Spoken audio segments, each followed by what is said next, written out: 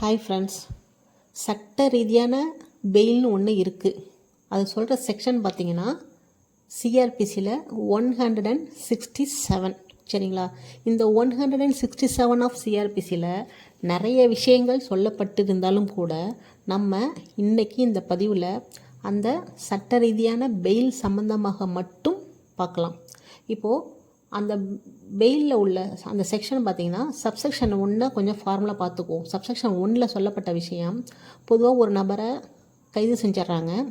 செஞ்சுட்டு என்ன பண்ணுறாங்க, காவலில் வச்சிட்ருக்காங்க. காவலில் வச்சுட்டு அந்த விசாரணை பண்ணிகிட்ருக்காங்களே, இன்வெஸ்டிகேஷன் பண்ணிகிட்ருக்கும்போது அந்த விசாரணை என்ன பண்ணுறாங்கன்னா 24 மணி நேரத்திற்குள்ளே முடிக்கவில்லை என்றால், 24 மணி நேரத்துக்குள் அந்த விசாரணை முடிக்கப்படாத அந்த சூழ்நிலையில் அந்த நபர் என்ன பண்ணலான்னு கேட்டிங்கன்னா, அந்த தகவல் வந்திருக்குங்க இல்லையா, இன்ஃபர்மேஷன் கொடுத்துருக்காங்க இல்லையா, அந்த இன்ஃபர்மேஷனோ இல்லையோ அந்த அக்யூஸ்டு மேலே உள்ள அந்த குற்றச்சாட்டு ஆதாரம் இருக்கிறது, அதற்கான ஆதாரம் இருக்கிறது என்று நம்புவதற்கு காரணம் இருந்தால் மட்டும் என்ன பண்ணுவாங்கன்னா, அந்த உதவி ஆய்வாளர் அந்த ரேங்குக்கு கீழே உள்ளவங்களும் இங்கே வரக்கூடாது. உதவி ஆய்வாளர் ரேங்க்கு மேலே உள்ள நபர்கள் இல்லைனா உதவி ஆய்வாளர் இல்லைனா அவங்களுக்கு மேலே உள்ள நபர்கள் என்ன பண்ணலான்னா, அந்த நபரை அருகில் உள்ள, நல்லா ஞாபகம் வச்சுக்கோங்க, அருகில் உள்ள அந்த ஜுடிஷியல் மேஜிஸ்ட்ரேட்டை அந்த வழக்கு சம்மந்தமான அந்த என்ட்ரிஸ் இருக்கு இல்லையா, அந்த பதிவேடுகள் மற்றும் அந்த அக்யூஸ்டை போய் ப்ரொடியூஸ் பண்ண வேண்டும். எப்போ ப்ரொடியூஸ் பண்ணணுன்னா 20 ஹவர்ஸ்க்குள்ளே அந்த இன்வெஸ்டிகேஷன் முடிவடையாத நிலையில் ப்ரொடியூஸ் பண்ணிடணும். காவலில் வச்சுக்கக்கூடாது. சரிங்களா? இதுதான் சொல்கிற செக்ஷன் பார்த்திங்கன்னா சப்செக்ஷன் 1. இப்போது அந்த அக்யூஸ்டை போய் அங்கே ப்ரொடியூஸ் பண்ணிட்டாங்க இல்லையா, ப்ரொடியூஸ் பண்ணதுக்கப்புறம் அந்த மேஜிஸ்ட்ரேட் அந்த அக்யூஸ்டை என்ன பண்ணுவார், அதை சொல்கிறது தான் சப்செக்ஷன் 2. அந்த சப்செக்ஷன் 2 சொல்லப்பட்ட அந்த விஷயம் பார்த்திங்கன்னா, அந்த மேஜிஸ்ட்ரேட் ஒரு மேஜிஸ்ட்ரேட்டை போய் அந்த அக்யூஸ்டை ப்ரொடியூஸ் பண்ணிடுறாங்க.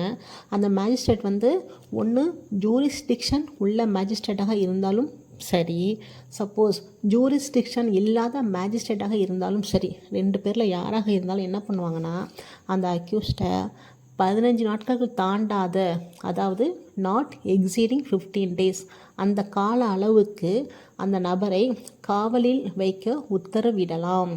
சரிங்களா? இது ஒரு விஷயம். அப்புறம் இன்னொரு விஷயம் என்ன சொல்லியிருக்காங்கன்னா, இந்த இடத்துல சப்போஸ் அந்த அதிகார வரம்பு இல்லாத அந்த ஜூரிஸ்டிக்ஷன் இல்லாத அந்த மேஜிஸ்ட்ரேட் இருக்காங்க இல்லையா, அவங்க என்ன பண்ணலான்னா, அவரை மேலும் காவலில் வைக்க தேவையில்லை என்னும் அந்த பட்சத்தில், அந்த சூழ்நிலையில் என்ன பண்ணுவாங்க, அந்த அதிகார வரம்பு உள்ள அந்த மேஜிஸ்ட்ரேட் கோர்ட்டுக்கு அந்த எதிரியை அனுப்ப வேண்டும். கன்சென்ட் கோர்ட்டுக்கு அந்த எதிரியை அனுப்ப வேண்டும். இது சொல்கிற செக்ஷன் சப்செக்ஷன் 2 உள்ள 2 விஷயமும் இதுதான். சரிங்களா? இப்போது ஒரு ப்ரொவிஷோ அந்த சப்செக்ஷன் 2க்கு கீழே சொல்லப்பட்டிருக்கிறாங்க. அதுதான் ரொம்ப முக்கியம். அது என்ன சொல்கிறாங்கன்னா, சப்போஸ் அந்த மேஜிஸ்ட்ரேட் என்ன பண்ணுறாரு, போதுமான காரணங்கள் இருக்கிறது என்று திருப்தி அடைந்தால் மட்டும், போதுமான காரணங்கள் இருக்கின்றது என்று திருப்தி அடைந்தால் மட்டும் 15 நாட்களுக்கு மேலாக கூட அந்த நபரை காவலில் வைக்கலாம். ஆனால் இது எங்கே பொருந்தாதுன்னு பார்த்தீங்கன்னா, otherwise then custody of the police, அந்த போலீஸ் கஸ்டடிக்கு இது பொருந்தாது. சரிங்களா?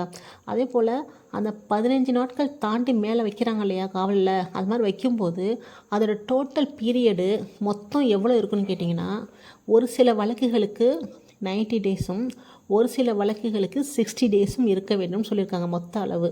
அதை நீங்கள் கிளாஸ் 1 பார்த்தீங்கன்னா 90 டேஸ், இதே கிளாஸ் 2 பார்த்தீங்கன்னா 60 டேஸ். இதில் என்ன சொல்கிறாங்க, கிளாஸ் 1 90 டேஸ் என்ன சொல்கிறாங்கன்னா, 3 விதமான அஃபென்ஸை சொல்கிறாங்க. அதை மட்டும் நல்லா புரிஞ்சுக்கோங்க. 1 மரண தண்டனை, 2 ஆயுள் தண்டனை, 3 10 வருடத்திற்கு மேலே தண்டனை தரக்கூடிய அந்த வழக்கு. மொத்தம் இந்த 3 விதமான அஃபென்ஸுக்கு என்ன பண்ணலான்னா 90 டேஸை தாண்டி அந்த நபர் காவலில் வைக்கக்கூடாது. அப்போ என்ன பண்ணணும், நம்ம 91 அந்த 91வது நாள் என்ன பண்ணுவோம், ஒரு பிணை மனு தாக்கல் பண்ணி, இது போல் என்னுடைய வழக்கில் இன்னும் இன்வெஸ்டிகேஷன் முடியல, நானும் 90 நாள் உள்ளே இருந்துட்டேன், இன்றைக்கி 91வது நாள், எனக்கு சட்ட ரீதியான பெயிலை கொடுங்கன்னு சொல்லிட்டு நம்ம மனு தாக்கல் பண்ணலாம்.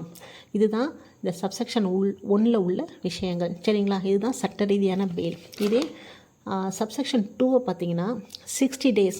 இது எந்தெந்த வழக்குகள் பார்த்திங்கன்னா, அந்த மேலே சொல்லப்பட்ட 3 விதமான வழக்குகள் சொன்னேன் இல்லையா, அதை தவிர மற்ற எல்லா வழக்குகளுக்கும் இது பொருந்தும். அப்படி என்ன எல்லா வழக்கும் கேட்டிங்கன்னா, பொதுவாக அதாவது 10 வருடத்திற்கு கீழே உள்ள தண்டனை தரக்கூடிய குற்றங்கள் எல்லாத்துக்குமே 60 டேஸ் தான் டைமிங். இதுதான் சப்செக்ஷன் 2ல் சொல்லப்பட்ட விஷயம்.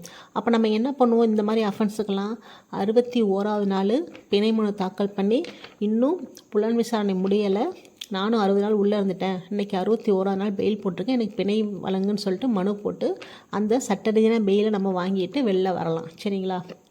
இதுதான் இந்த சட்ட ரீதியான பெயில் சம்மந்தமான நடவடிக்கை.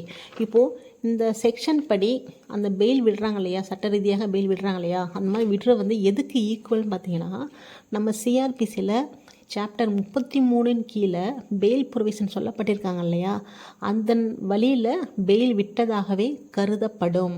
அதுதான் இந்த சப்செக்ஷன் 2க்கு கீழே சொல்லப்பட்ட விஷயங்கள். சரிங்களா? இதுதான் அந்த ஸ்டாட்டச்சரி பெயில் சம்பந்தமாக, சட்ட ரீதியான பெயில் சம்பந்தமாக உள்ள நடைமுறைகள்.